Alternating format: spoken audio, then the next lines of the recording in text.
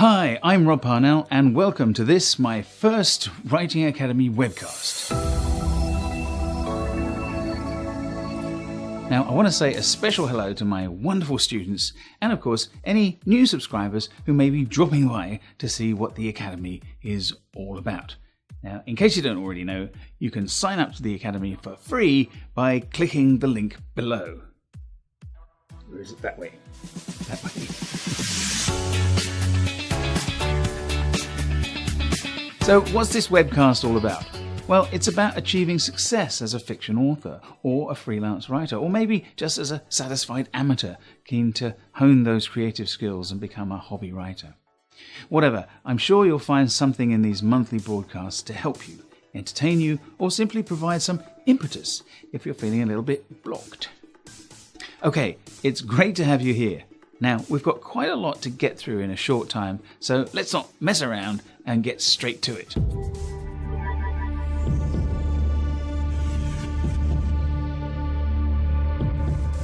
Today we're filming from my little studio set up in South Australia, that's Warnertown.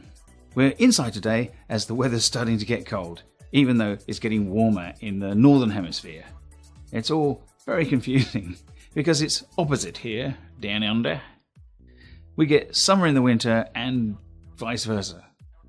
I used to live in the UK about 20 years ago, and I still get confused about the seasons, even now. Anyway, maybe in the later shows we'll do something outside. It's actually quite stunning around here.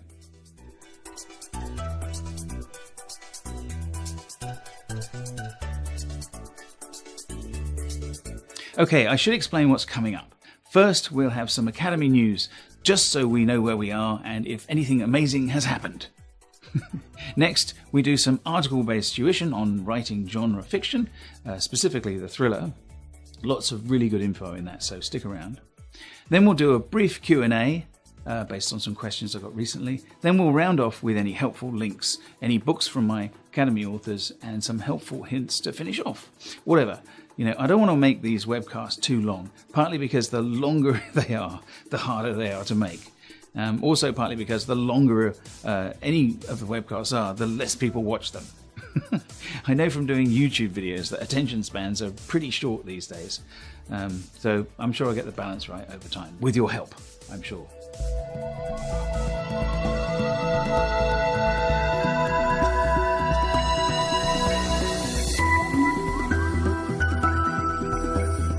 Academy news, we've just hit 5,000 students, which is pretty amazing, seeing as the Academy has only been going for like 2 years. Now, in case you wondered, I've actually been teaching online since 2002 through a website called The Easy Way to Write.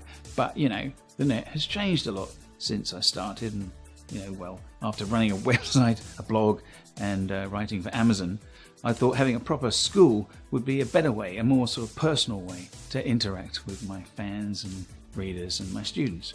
Plus, it means all my good stuff is in just one place. Hopefully, your student dashboard.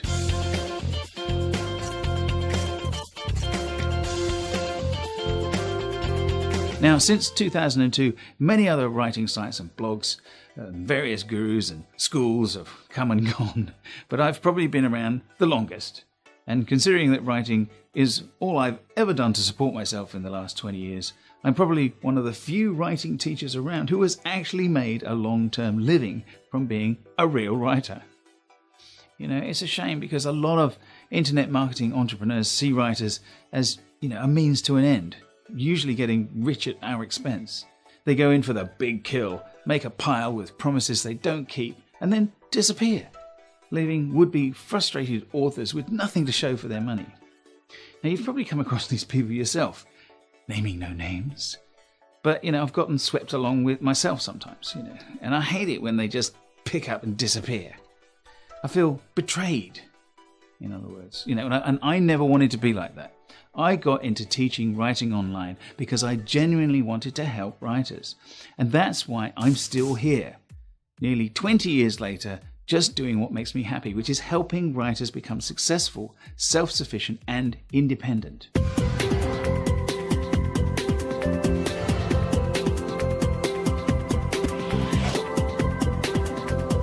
Now, in case you missed them, I launched 2 new programs recently. the complete freelancer kit and the Academy story creation kit. Now, both proved to be quite popular, and if you didn't sign up for them at the time, you can click on the link below to get special access to them during the next day or so, while this webcast is live. How to be a successful thriller author.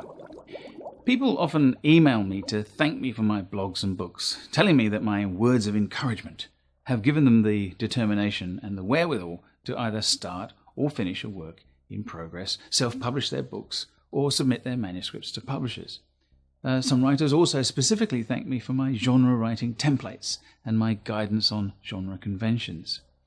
In my course, Writing the Thriller, there's a prime example of how helpful a predefined template is to writing a piece of genre fiction. Now, many new authors assume that only romance, like Harlequin romance, is formulaic, but this is just not true.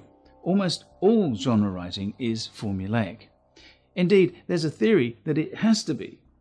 Not because authors are at a loss to sustain originality, but because unless genre fiction adheres closely to its own conventions, readers themselves will often regard the work as unsuccessful. You can see this rule applies in movies too, because unless a big budget movie contains the usual genre conventions, it will invariably do badly at the box office. However, if the standard conventions are systematically dealt with in the movie-making process, the final result will almost always do well. So entrenched are we as a species in our desire, our need for formulaic writing in books, movies, and especially episodic TV, that we inevitably regard writing that does not exactly fulfill our preconceived expectations as somehow lacking. Now, I use this inescapable fact of life as a starting point for my genre writing courses. My thriller writing course is different in one main respect. Not only do I explain what the modern thriller writing template is, I also give a fully developed example in the form of a mock outline for a novel called Danger Money. Now, if you want to see that ideal template, you're going to have to buy the course. I'll put a link for that up in a minute. It could be here now. Now, while there's undoubtedly a formula for the ideal plot or story, there's another crucial element that is harder to quantify.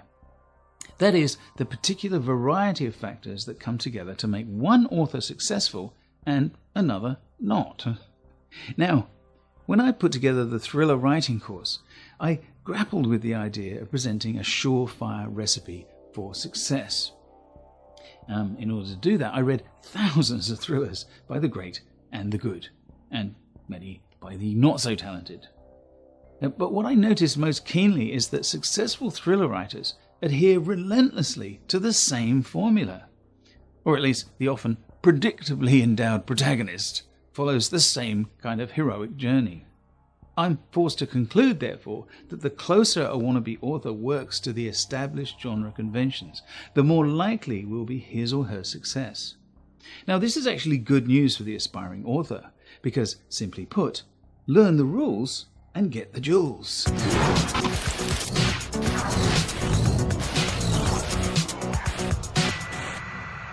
In the traditional publishing world, the practice of book doctoring is prevalent when it comes to the thriller genre, as it is in romance, actually, and even in fantasy.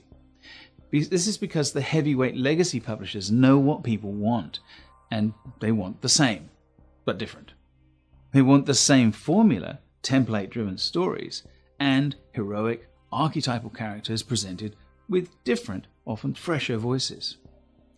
This is also an important consideration for those writers trying to self-publish on Amazon and Kindle. Because you see, different is not necessarily good. Even from self-published authors, readers want genre fiction they recognize and stories they feel comfortable inhabiting. Now, all you have to do to prove this is to take a quick look at the latest best-selling independent thriller authors, and you'll see this phenomenon in action. It is not original ideas and new approaches that attract legions of fans. No, it is total adherence to genre specifications that are already known to have a market that sell the most. Now, to many wannabe authors, this is completely counterintuitive. We're told ceaselessly by critics, teachers, agents and publishers, even competition judges, that originality is vitally important, crucial to a new artist's success. But even just a cursory glance at what sells in books, film, music, even paintings, sculptures and fashion proves this idea is totally false every time. People rarely respond to true originality favourably. Mostly, people find originality unnerving, even disturbing.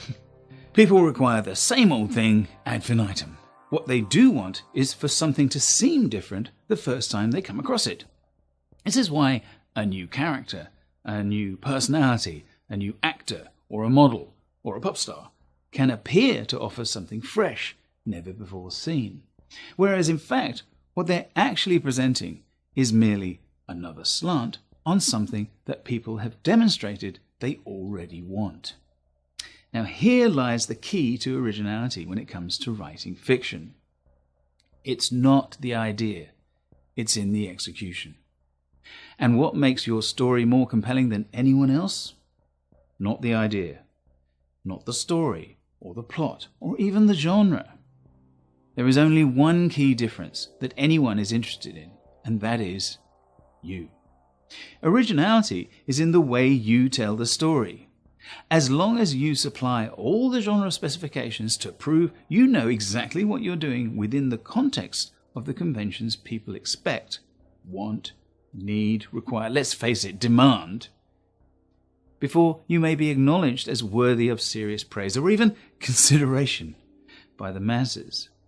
This is why you often have to write to formulas and templates with all their easily recognizable components in order to compete successfully within the thriller writing genre especially.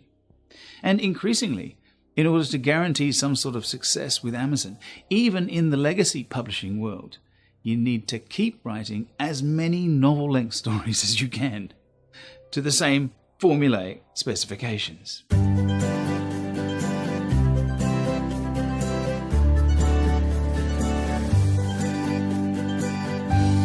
Recently, I made a quick calculation of how many novels the average thriller author needs to write in order to become successful, as far as financially self-sufficient and able to sustain a career. Now, believe it or not, the average number was 15 books. Now, only the top few household names have ever achieved respect and substantial sales with just 4 or 5 books. The majority of mid-list authors have to wait until their style and vision becomes popular over the very long term. Picking up a following within the thriller genre is clearly, for most, an exercise in extreme patience. Sure, some authors get lucky. You hear about half a dozen or so of them a year. But most working writers just plod along until their fan base is significant enough to create bestsellers for their subsequent books. Or, more likely, each subsequent book adds extra credibility to their first. It's actually a well-attested phenomenon that an author's first book will end up selling better than later ones, even when later ones sell truckloads. Because interest in the later books can lead to and force the sale of the first book to bestseller status. This too is great news for the struggling author, because if your first book doesn't sell well initially, keep writing more of the same, and one day that first effort may well outsell all of your later books. Which is a pleasant thought, don't you think? The good news, of course, is that releasing your own thrillers on Amazon is nowadays often a much quicker route to author success than spending 5 to 15 years trying to get a New York agent and struggling to find a low-paying niche with a traditional publisher. Plus, if you're self-published, you don't have to live off meagre advances until you hit the big time, or give away 94% of your earnings to people who stand in between you and your fans. Self-publishing is always the way to go. Now, the thought process I've outlined here was my rationale behind the writing course that became Writing the Thriller. Now, I hope you can see that I do think things through, and I do a lot of research and try to present effective solutions to new authors based on observation, experience, and fact. You see, because I want writers to succeed, based on accurate guidance. But the thing is, I do not believe that studying individual stories and books and bestsellers, even authors, can go far enough to explain why some writers gain considerable book sales when the majority do not. My feeling is that when it comes to achieving author success, there are probably 5 key principles at play. Number 1, the writer's love of his or her genre. Number 2, the willingness to absorb, articulate, and develop the genre conventions. Number 3, the author's courage to be him or herself within that genre. Number 4, visibility via self-publishing or by being in bookstores. Number 5, persistence, the ability to stick at it no matter what. Of course, there's a luck factor too, but I believe writers often create their own luck by sticking to the above 5 principles. Contrary to what most online success advocates preach, I do not believe at all that internet social marketing is the final answer. Authors have a way of finding their own fans, as is evidenced by the fact that many, many writers came before the internet came along and managed to become successful and popular by simply being read and letting word of mouth do the rest. Indeed, it could be argued that the average new author's penchant for social media blitzing might be giving independent authorship a bad name. Because, the fact is, being popular on Facebook and Twitter certainly doesn't generate substantial book sales. Only writing good books over time can do that. And to me, a well-crafted genre thriller is the very epitome of a good book. Now, a word on your career strategy, if you have one or you want one. Now, I think it's fair to say that the most independent thriller authors are hoping for that elusive deal with a legacy publisher. God knows why. Some feel they will never quite have the audience reach they need to dominate the genre if they stick with Amazon alone. They want a deal to give them the credibility and market share that only a Big 5 publisher can muster. Indeed, as the rules currently stand, you can't become a member of the International Thriller Writers Association unless you have a deal with one of the Big 5 publishers, which seems incredibly unfair to me. Now, to add insult to injury, you'll rarely get a book deal with the Big 5 unless you have a fairly heavyweight literary agent behind you, who's probably based in New York. Thriller writing is an incredibly competitive industry, and on the face of it, this can be pretty intimidating for the average thriller writer starting out. But you see, what you have to remember is that Amazon's success can help enormously in your pursuit of a deal with a major. Once you have a series of 5 or more Amazon bestsellers, you're in a prime position to approach a New York literary agent, who you probably find will have ignored everything you said up until that point. You see, the fact is that nowadays literary agents are business people who sell books and authors for money, pure and simple. Most have little time for writers, wannabes and their issues. Their primary interest is in prolific authors who know exactly what they're doing and have a solid track record of success. Now, when the time comes, you'll need to ask yourself honestly, do I really want an agent and become a commodity rather than an independently creative author? Now, to me, the interesting trend is the number of successful authors who are increasingly turning their backs on the legacy system. They get out of their contracts and go to Amazon. Though they say that legacy publishers often force the writer to create a better product, these authors complain that the process is way too slow. And long-winded as well. Modern authors want faster results and, of course, higher royalties. Now, of course, a lower royalty rate with a traditional publisher might be offset by the increased exposure and more global sales. But you see, these considerations need to be balanced within your personal career strategy. Once you've tasted the control that Amazon can give you, you may not want to sacrifice your freedom, even for money. In a very real sense, when you release your books through Amazon, you also become the publishing company and its author. and marketing department. Okay, you might not get publishing advances, but there again, it's pretty common knowledge that the advances that publishers are paying are dwindling. And anyway, they're hardly ever enough to live on, unless you're selling a lot. Of course, the marketing and distribution networks of the Big Five are probably awesomely effective, or used to be, when people bought books. I mean, that's a factor, of course. Now, your chances of appearing on TV and radio shows is exponentially increased once you have the credibility of a Big Five deal. And that too is a factor to consider. I suppose what I'm saying is that you shouldn't publish with Amazon and assume it's second best to a real-world deal. It's really not. The reality is now complicated, especially if you become a best-selling author with options and a measure of control over your destiny. And let's all drink to that.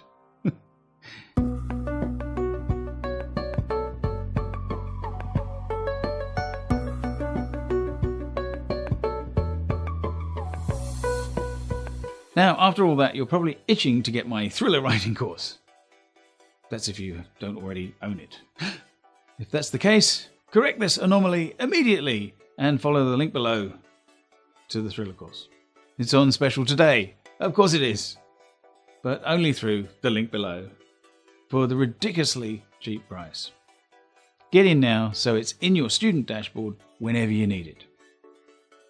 As I often say, it's better to get things now than waiting and then later having to pay the full price when you do need it.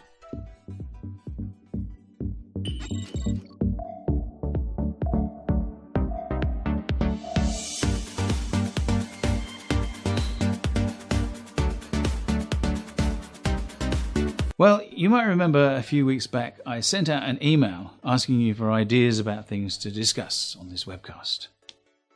Now, I got literally hundreds of responses back. Way more than I could fit into a year of these webcasts. Crazy. I wasn't actually expecting that. Anyway, there's one topic that is on many writers' minds, and that's the idea that self-promotion is a challenge.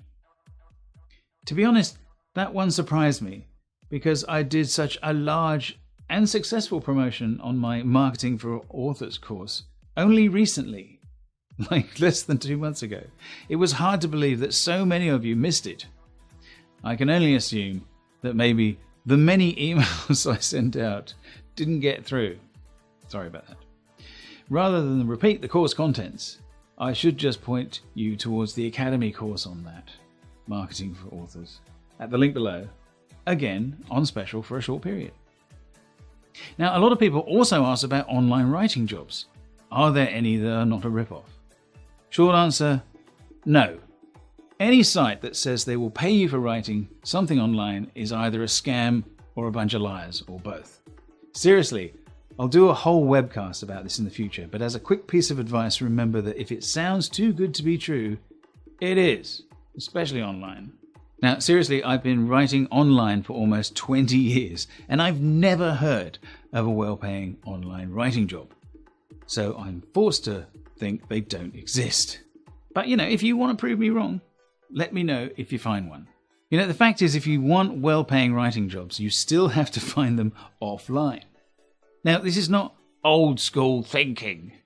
It's just the reality.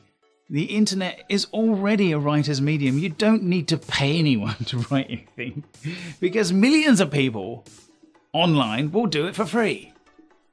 So my experience is that people who offer to pay you money online never live up to that promise. Honestly, chasing online writing jobs is just too hard.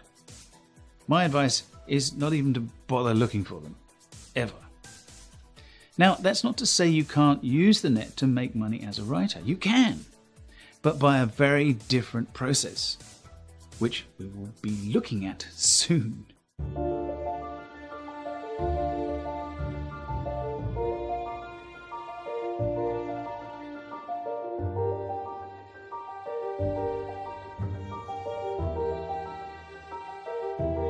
Shout out! Now, lots of authors associated with my academy want me to mention their books on this show.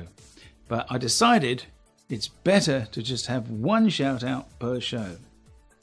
because any more than that, and it gets really confusing and probably boring to watch. So here goes. Click on the link below to get to Amazon to find a book called, here we go, Windswept Dunes, The Singing Sands by M. Carling, which is actually a pseudonym of an Academy student. So the blurb says, "The haunts of childhood memories do not come at opportune times. Amanda Gray, a poised and sensitive woman, faces the demons of her past in a continuous panorama of emotional angst."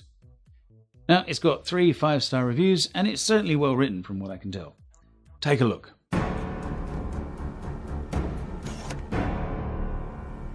Now, don't forget to complete the courses you take with the Academy. Ideally, do 1 lesson a day. They don't take very long. Maybe first thing in the morning or last thing at night. Study for just 5 to 15 minutes, then move on. Do something else with your day. Now, this is a way more effective learning strategy than sitting down for long sessions. Okay, I've got a new help desk at the Academy. It's part of the top banner, if you want to look for it. It's there to replace the chat box that used to be in the bottom right-hand corner. Now, I thought the chat box was nice, but apparently it was interfering with the website code. So my technical people said it had to go. So use the help desk if you need assistance or guidance at the Academy, or you can actually reply to any of my emails to get right to my inbox. Okay, send in any questions you have to me, or if you want me to mention a project you're working on in this webcast. To spread the word, you can forward the URL of this page to any writer friends if you think they might benefit from the Academy, or if you think they'll enjoy the webcasts as they are. So anyway, until next time, keep writing.